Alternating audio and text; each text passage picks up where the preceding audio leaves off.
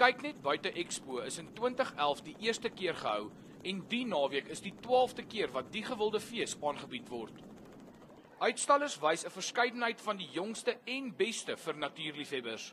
Dit gee die publiek kans om bietjie uit die stede te kom in 'n veilige plaasatmosfeer en by ons uitstallers waarvan ons seker bykans 180 het, te kan deurbeweeg en te kyk hoe die buitelewe produk gebruik word wanneer hulle hom sou koop, en dit gee ook vir die publiek kans om lekker interaktief met die vervaardiger en met die uitstaller te gesels.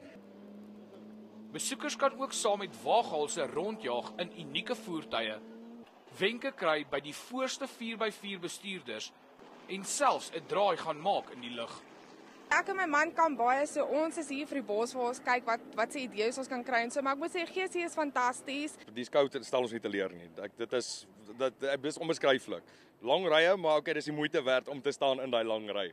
En maar hulle gaan ons definitief weer volgende jaar sien. Baie lekker, baie interessante goed. Baie kamptoerusting. Ek dink is die moeite werd.